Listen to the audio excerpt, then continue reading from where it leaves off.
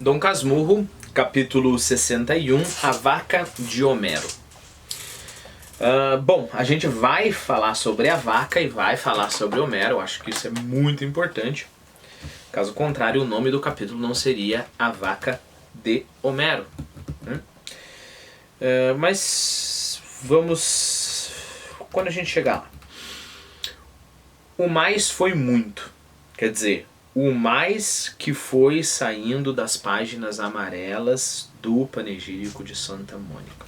O mais foi muito. Vi saírem os primeiros dias da separação, duros e opacos, sem embargo das palavras de conforto que me deram os padres e os seminaristas. Lembre-se, sem embargo aqui é não obstante, ok? Entretanto. Em espanhol é uma expressão bem usada, sin embargo. Bom, então, a despeito de, talvez, né? Nesse caso seria bem interessante. Vi saírem os primeiros dias de separação, quer dizer, do panegírico, né? Duros e opacos, apesar das palavras de conforto que me deram os padres e os seminaristas e as de minha mãe e tio Cosme, trazidas por José Dias ao seminário. Todos estão saudosos, disse-me este, mas a maior saudade está naturalmente no maior dos corações. E qual é ele? Perguntou, escrevendo a resposta nos olhos. Mamãe, acudi eu. José Dias apertou-me as mãos com alvoroço e logo pintou a tristeza de minha mãe, que falava de mim todos os dias, quase a todas as horas. Como a aprovasse sempre e acrescentasse alguma palavra relativamente aos dotes que Deus me dera, o desvanecimento de minha mãe nessas ocasiões era indescritível. E contava-me tudo isso cheio de uma admiração lacrimosa. Tio Cosme também se enternecia muito. Ontem até se deu um caso interessante. Tendo eu dito à Excelentíssima que Deus lhe dera, não um filho, mas um anjo do céu, o doutor ficou tão comovido que não achou outro modo de vencer o choro senão fazendo um daqueles elogios de galhofa, que só ele sabe. Ou seja, galhofa é tirar sarro de uma pessoa, né? Não é preciso dizer que Dona Glória enxugou furtivamente uma lágrima, ou ela não fosse mãe. Que coração amantíssimo. Ou ela não fosse mãe, aqui quer dizer, ela não seria mãe se ela não se emocionasse desse modo, né? Aqui eu acho interessante deixar uma observação. Provavelmente, pense assim, vamos fazer uma suposição, uma teoria, e depois vamos tentar encaixar isso com a personalidade do José Dias. O José Dias foi lá, situação real, ele foi lá e falou assim: olha, Deus não lhe deu um filho, mas um anjo do céu. E perceba que ele tem muito orgulho desses dizeres dele. Eu já vou reforçar essa ideia e isso vai ficar bem claro. Ele tem muito orgulho desses dizeres dele, né? Então, aparentemente, ele falou uma coisa fantasticamente bela, poética, profunda, né? Original. Deus não lhe deu um filho, mas um anjo do céu. E aí, provavelmente, o que o tio Cosme fez? O tio Cosme foi lá e tirou sarro dele. Entendeu? Tirou sarro dessa afetação que ele tem, desse jeito superlativo. Lembra? O próprio Dom Casmurro descreve José Dias assim, né? Esse jeito superlativo de falar, né? Então, provavelmente, o que aconteceu foi o tio Cosme realmente fez uma galhofa com o jeito afetado do José Dias falar, né? E aí, qual foi a interpretação do José Dias da reação do tio Cosme? E percebam, novamente é o José Dias se enganando de forma maestral, né? O tio Cosme realmente estava tirando o sarro dele e o José Dias entendeu assim. O doutor ficou tão comovido que não achou outro modo de vencer o choro senão fazendo um daqueles elogios de galhofa que só ele sabe. Então ele meio que tirou sarro. Ah, vai lá o poeta de Deus falando sobre o anjinho de céu. E o José Dias interpretando a história, por que ele fez isso? Porque ele estava quase chorando por causa das minhas palavras, assim como a excelentíssima estava já chorando, né? Então as minhas palavras são tão belas que comoveram os dois. Um realmente chorou, o outro pegou e disfarçou com uma galhofa. Mas, senhor José Dias, e a minha saída daqui? Isso é negócio meu. A viagem à Europa é o que é preciso. Mas pode fazer-se daqui a 1 ou 2 anos. Em 1859 ou 1860. Tão tarde? Era melhor que fosse este ano. Mas demos tempo ao tempo. Tenha paciência, vá estudando. Não se perde nada em ir sabendo já daqui alguma coisa. E demais, ainda não acabando o padre, a vida do seminário é útil. E vale sempre entrar no mundo ungido com os olhos...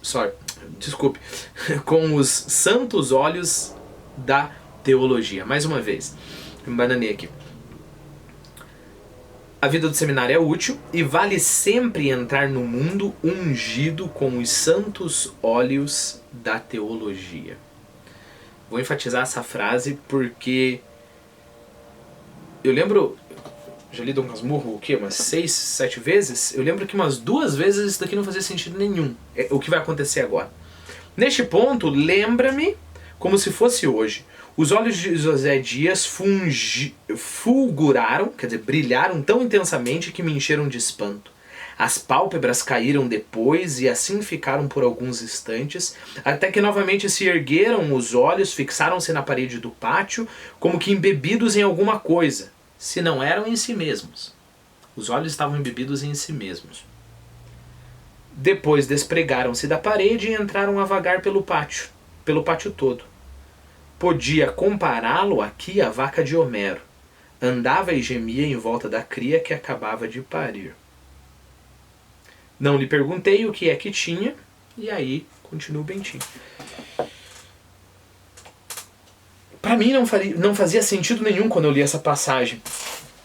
Peraí, ele falou lá que vale a pena entrar no mundo ungido com os santos olhos da teologia. Santos olhos da teologia, e aí os olhos dele começam a brilhar, e ele olha para a parede, todo orgulhoso, e de repente tem essa história da vaca de Homero que a gente já vai ver. Tente fazer, lembre-se que um ótimo jeito de ler um livro é fazer teorias, né? Mas o que? Então ele queria ser padre? Ele ama a teologia profundamente? Ele acha que seria extremamente interessante para o Bentinho ter uma base no seminário? Ele está com medo do seminário? Ele tem uma outra religião escondida? Vá tentando todas as teorias que vai vir na tua cabeça. E você vai ver que todas essas que eu enumerei para vocês não fazem sentido. José Dias não é religioso, quer dizer, ele segue uma procissão lá, mas lembra quando tinha que segurar um daqueles suportes, que era uma grande honra, alguém estava dando a extrema unção ele estava indo uma procissão para dar a extrema unção, né, para um doente. Lembre-se por que o José Dias queria segurar um palanque daquele? Pela honra, pela posição social, né? Olha, eu sou aqui importante, estou do lado do padre, estou segurando a proteção em cima da cabeça do padre, etc. Então não é isso. Então, novamente, por que os olhos dele... Percebam, as pálpebras caíram depois... Ah não, antes disso. Os olhos de José Dias fulguraram tão intensamente que me encheram de espanto. Aí as pálpebras caíram depois... E assim ficaram por alguns instantes, até que novamente se ergueram e os olhos fixaram-se na parede do pátio, como que embebidos em alguma coisa, se não em si mesmos. Por que eu releio, pessoal, nos meus vídeos? Porque eu reli isso daqui dezenas de vezes, eu não estou exagerando, dezenas de vezes, né? Para poder tentar entender o que é isso. Bom, vamos para a vaca de Homero? Ou vamos te dar a resposta já? Eu vou dar a resposta já, porque pode ser que eu esqueça. E aí depois da vaca do Homero, A gente só retoma isso. Na verdade, o José Dias ele tem um orgulho tremendo, tremendo da sua capacidade poética, né? E perceba com que apreço, com que orgulho ele guarda uma expressão que é relativamente superficial, é quase que um lugar comum, né?